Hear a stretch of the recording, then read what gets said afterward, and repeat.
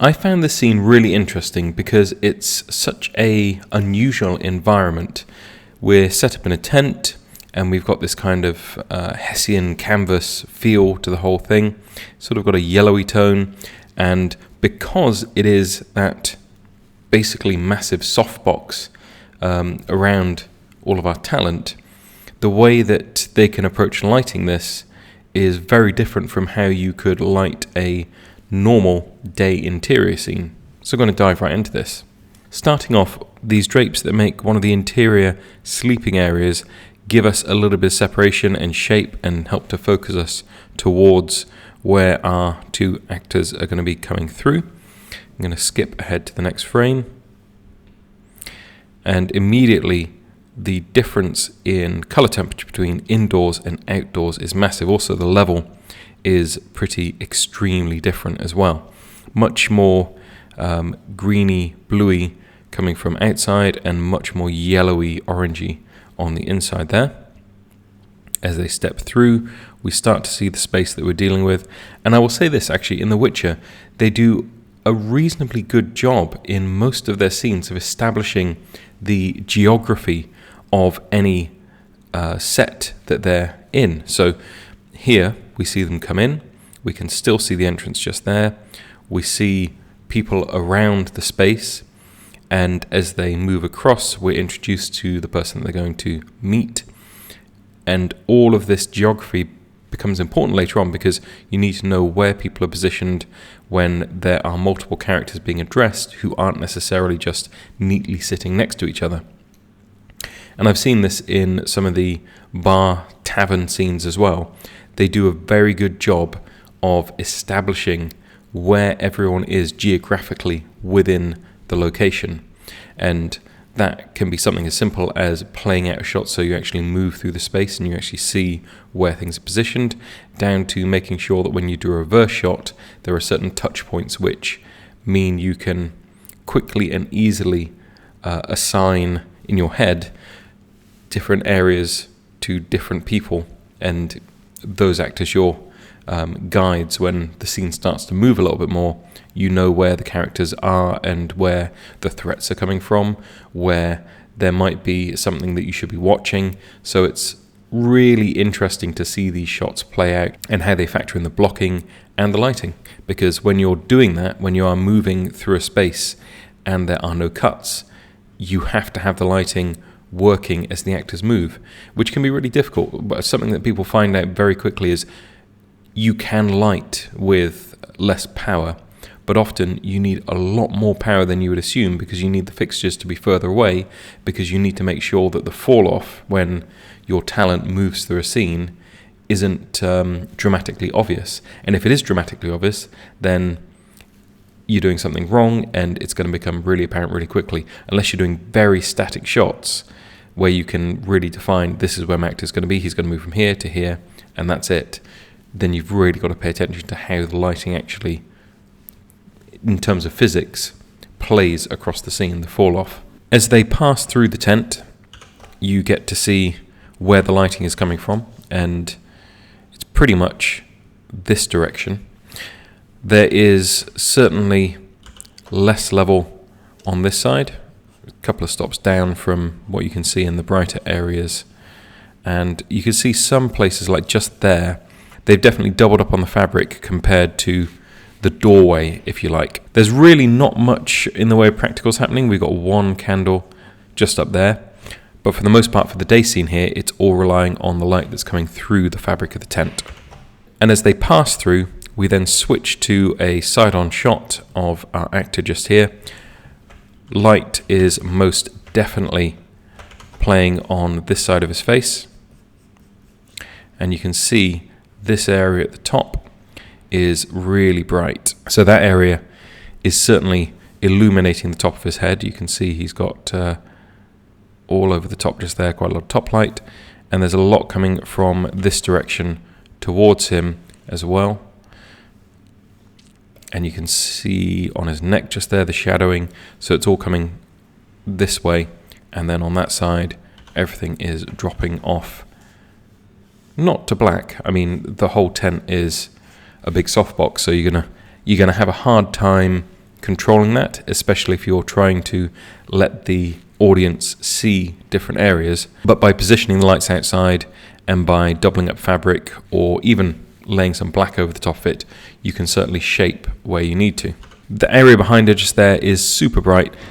Obviously they've got some kind of light fixture sitting outside the tent, and that's just beaming through, effectively turning this fabric into a big diffusion frame.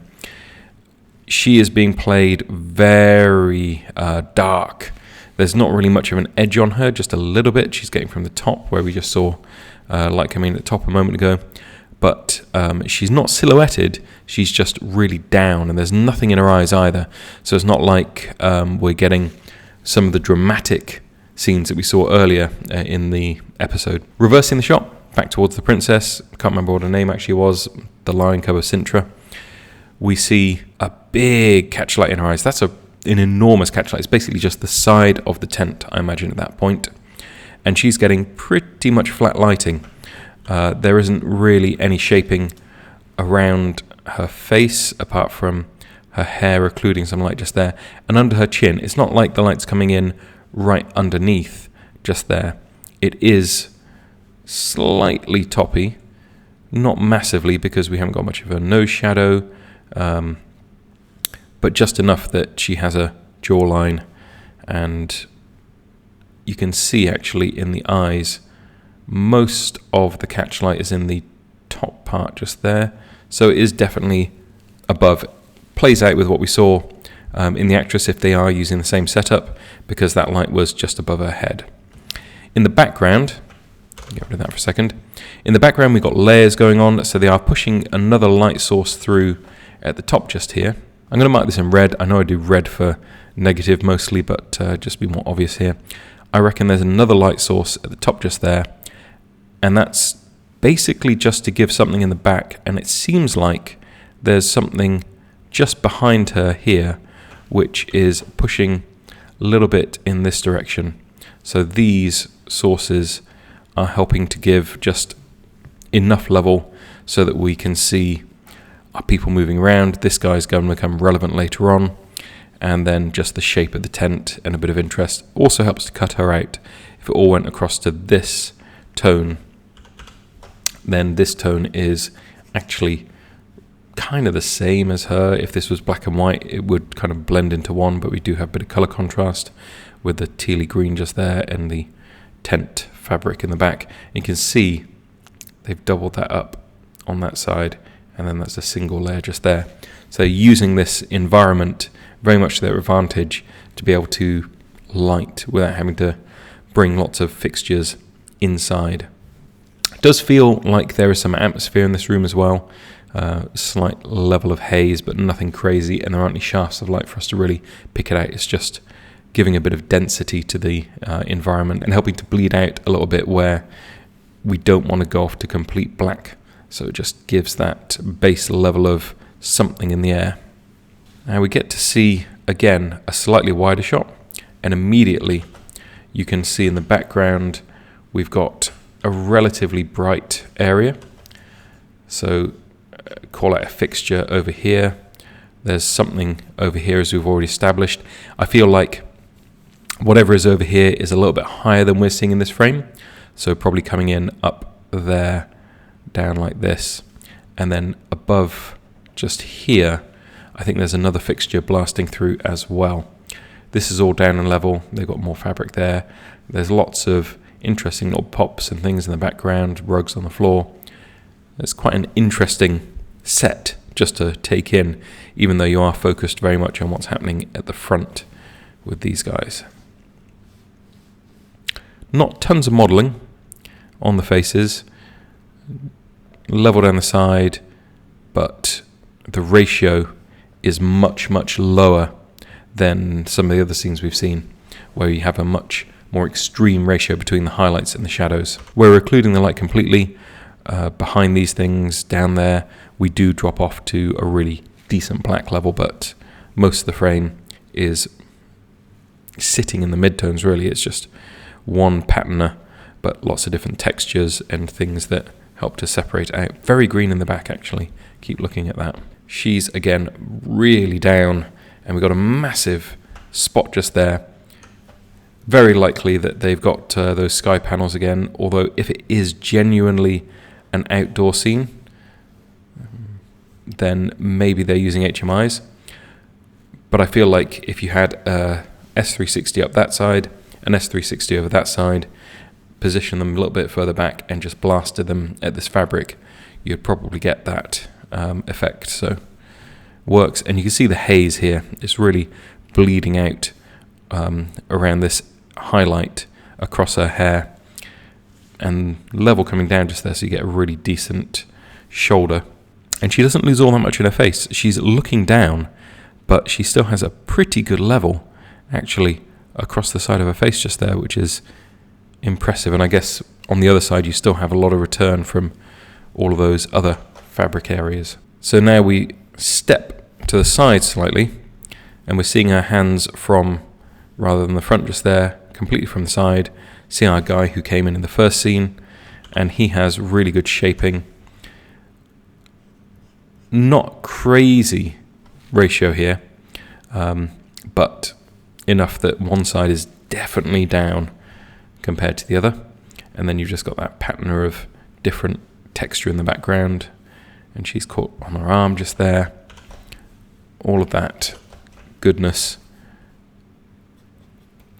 acting as a highlight, so we are getting a decent spread of highlight, shadows, highlights, shadows, highlights across our scene and on his arm, like this. See that catch in his eyes, and that probably is just from the wall of the tent. I wouldn't imagine that they brought another light source in to do anything there.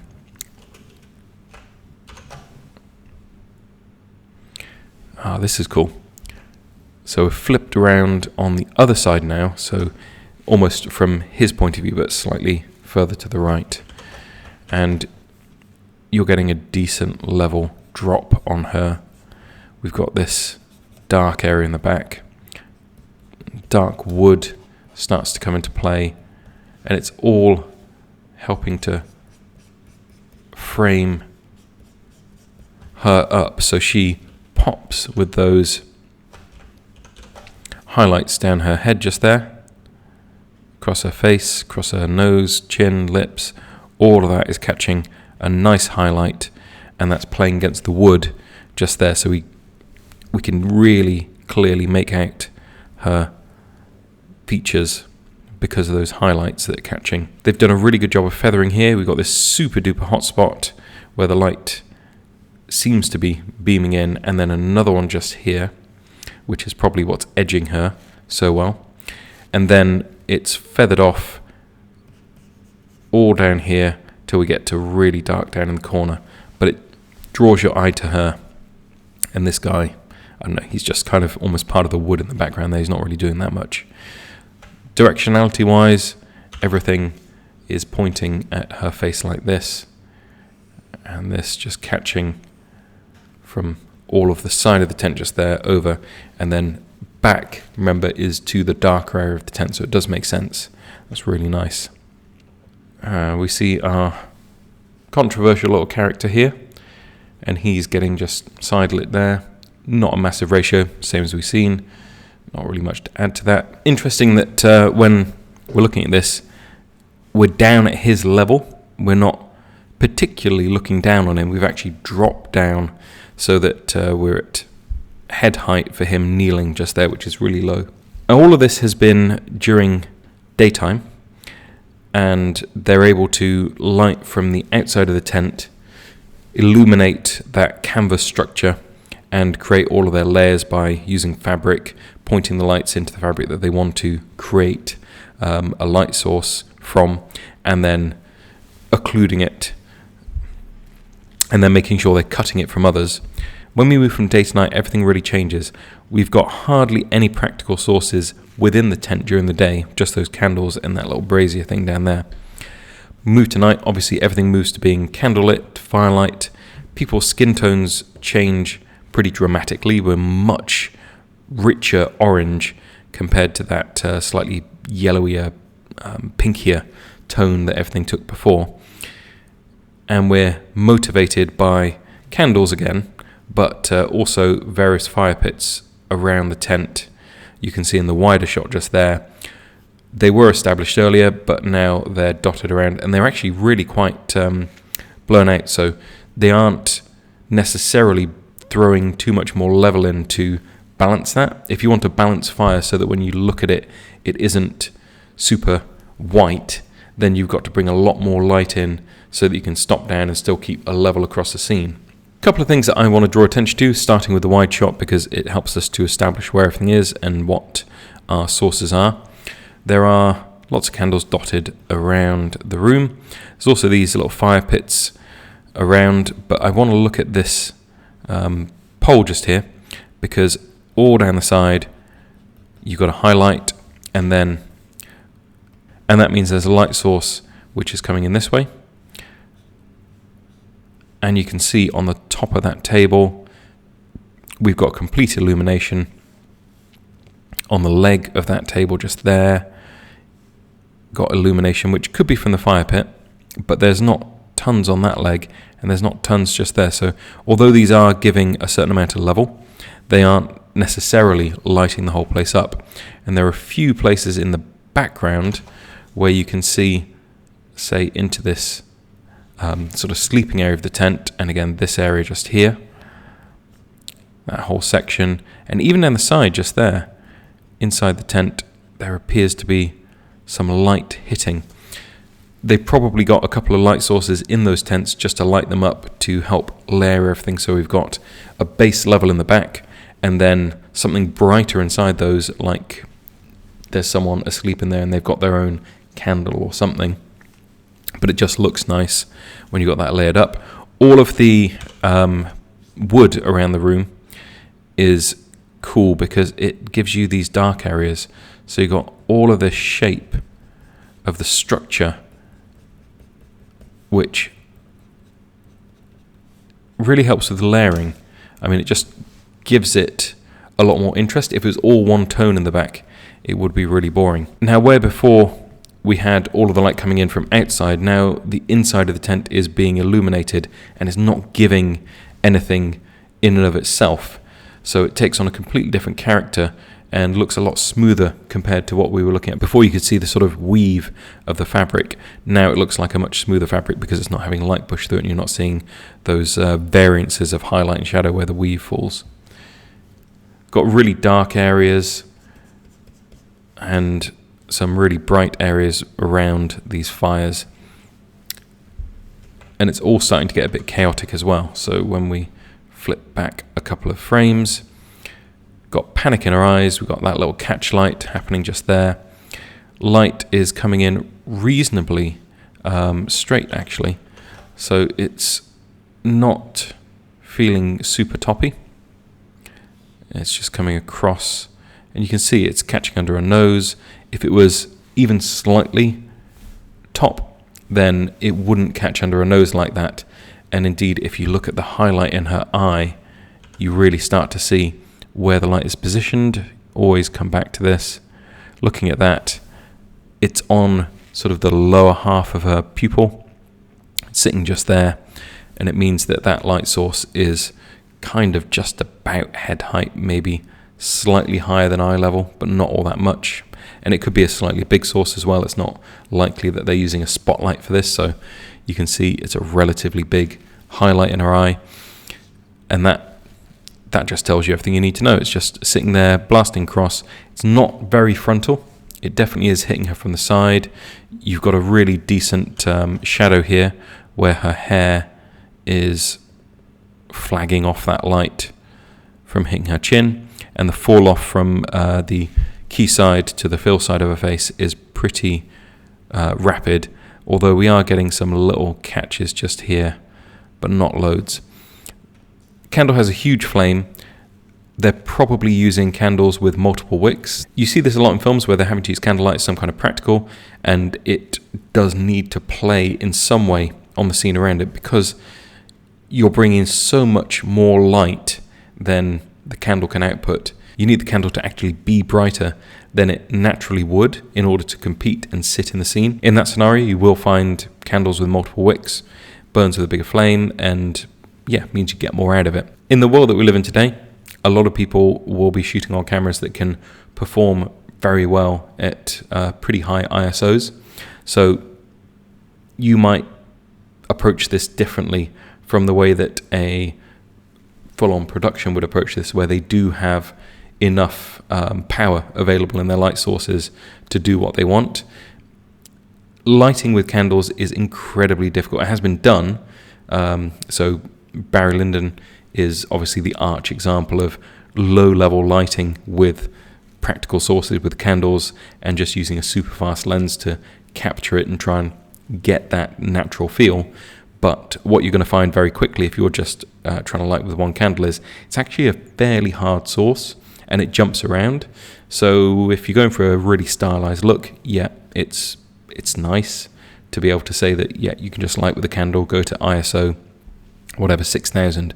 But once you start to beef up those ISOs, you're really going to notice the difference between the light which falls onto your talent and the actual luminance value of that candle in the shot. The candle will be phenomenally bright compared to the light that falls onto the talent's face. Now, that's going to vary dramatically depending on how close the talent has the candle to their face.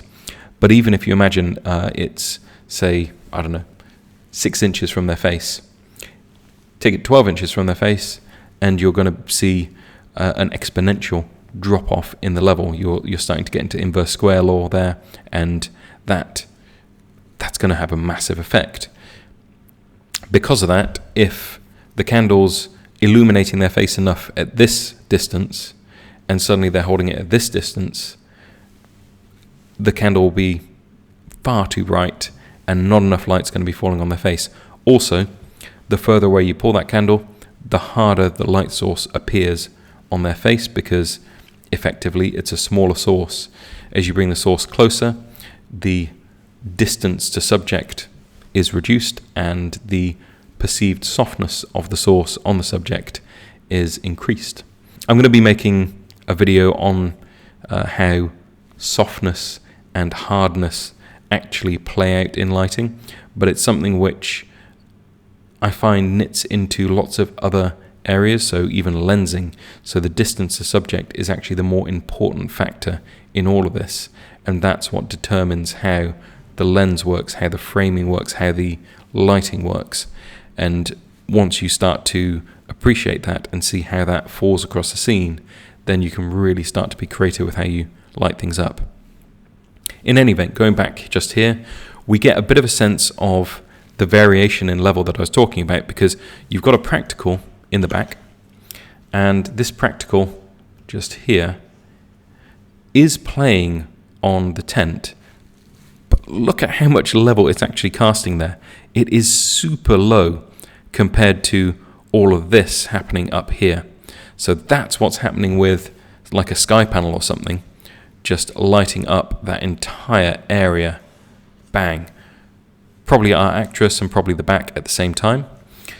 And then this down here, which is kind of a motivation for it, although there are lots of other light sources in the scene, but that's the one that we can see at this particular moment. It's so far down, it's hardly doing anything. And even the light that's right next to her just here, it's barely playing on the canvas of the tent just there. It's not really lighting any of that up. And even the area around it is only just getting something. This side of her face, forget about it. It is not competing with this level at all. So appreciating that candles are nice to have in the shot, and you're going to want to try and maximize it, it's still not going to get you anywhere near what you need unless you're decking the whole place out with candles. Last frame I want to really draw attention to this one. Everything's unraveling. She's trying to escape. She's pulling back into the fabric of the tent. It's sort of almost like a horror film. She's backed up against the canvas there. You've got really dark areas down on either side of her, so it feels like everything's closing in and there's no escape. Light is beaming almost straight in, but we do have this shadow which is kind of dancing because of the firelight and all that. And she's really concerned, but she's getting flat light on with her face. It's pretty soft, but it's really well controlled, so I'd imagine Perhaps they have that gridded down or something in order to get the focus just in the region that they want it, because it is still really bright across this section just here. Definitely feels like the light's coming in from the right of frame towards the left. We've got a little bit of shadowing of the hair in front of her face just there, and a shadow on her nose just down here as well. So that side of her nose looks like it's a little bit more in shadow than this side, and this side of her hair feels a little bit more down as well. So that puts the light source up this way somewhere. Again, not too high, but it's definitely coming in sort of slightly to the right and down a little bit, maybe up a little bit actually. It's hard to say because she's kind of pushing back into the fabric and it's bending in a bit. Now, I'm going to leave you on a cliffhanger. If you've seen it, you know what happens, but we're going to leave this one there. Lighting in a tent is not something you're going to encounter much, but it does sort of tell you a little bit about how you go about using diffusion frames, because the whole thing there was a diffusion frame and you can see where they're positioning the light to achieve certain things. So just looking at those shots, looking at where the tent is actually brighter and where it's darker, tells you how they shape it, how they're trying to cut the light, how they're trying to bring the light in. And actually, I think that they've done a very good job of creating an effective and probably very efficient lighting setup for that. As with almost anything in The Witcher, they're constantly balancing between like daytime and nighttime and what that means for them. So they always have in the daytime vibe a very particular look. Here, the daytime vibe gets slightly subverted because it's sort of yellowy to start with. And then at the nighttime vibe, we start to step into the firelight again. Everything starts moving and it gives it an interesting tonality for the whole set. And she's obviously in this green, and they're doing this quite a lot. We've got the greens and the turquoises playing against those orange tones. So you are getting some color contrast in there, even though actually it's really down the level, so it's pretty dark and you're not seeing it massively, but it's still there. And when there is a pop of light, it does help to draw your attention to that main character. That's part of the production design of the set. It's part of the costume design and color theory for your director of photography as well, knowing how he's lighting and knowing what the color contrast is going to be, how to use that, how to make things stand out. Going to leave this one here. In the next installment, we're going to explore a few more of these scenes. Got some interesting things coming up, and we're also going to be breaking down very soon some of the new series of sex education as well.